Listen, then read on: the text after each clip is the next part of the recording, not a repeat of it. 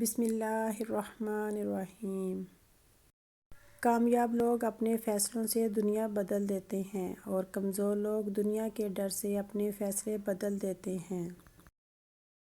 نصیب کا لکھا مل کر رہتا ہے، کب، کہاں، کیسے، یہ سب میرا رب جانتا ہے۔ دنیا حاصل کرنا کوئی برائی نہیں، لیکن جب دنیا کو آخرت پر ترجیح دی جائے تو پھر سراسر خسارہ ہی خسارہ ہے۔ انسان کی انسانیت تب ختم ہوتی ہے جب اسے دوسروں کے دکھوں پر ہنسی آنے لگے۔ الفاظ ہی سب کچھ ہوتے ہیں، دل جیت بھی لیتے ہیں، دل چیر بھی دیتے ہیں۔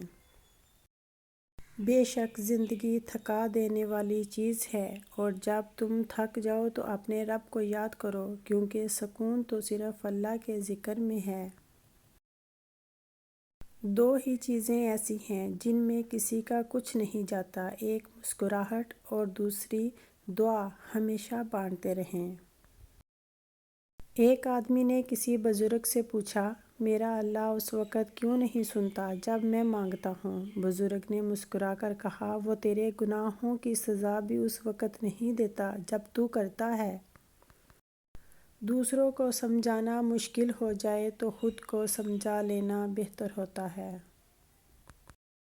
دعاؤں کا رنگ نہیں ہوتا، مگر جب یہ رنگ لاتی ہیں تو زندگی میں رنگ بھر جاتے ہیں۔ میں تیری رحمت سے بالکل مایوس نہیں ہوں یا اللہ، بس مجھے میری ہر آزمائش میں کامیابی عطا فرما دے۔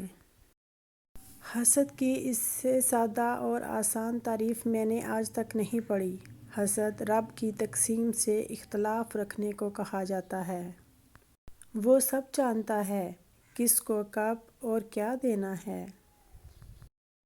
جو رشتے اس دنیا سے چلے جاتے ہیں یا ہم سے الگ ہو جاتے ہیں تو ہم تمام عمر ان سے ملتے جلتے چہروں، لہجوں اور ناموں میں ان کی محبت کو تلاش کرتے ہیں، مگر وہ لمس، وہ حدت نہیں ملتی۔ انسان کو اپنے آپ سے اتنی محبت تو ہونی چاہیے کہ وہ خود کو جہنم سے بچا کر جنت تک لے جائے۔ اللہم اجرنی من النار، اے اللہ ہمیں جہنم کی آگ سے بچا۔ دوسروں کو خوش رکھنے اور دل میں جگہ بنانے کے لیے اپنی بہت سی عادتوں اور رویوں کی قربانی دینی پڑتی ہے۔ چیخو پکار انسان کے وقار میں کمی کا باعث بنتی ہے۔ لوگوں کو اپنی خاموشی سے خوف زدہ کرنا سیکھو۔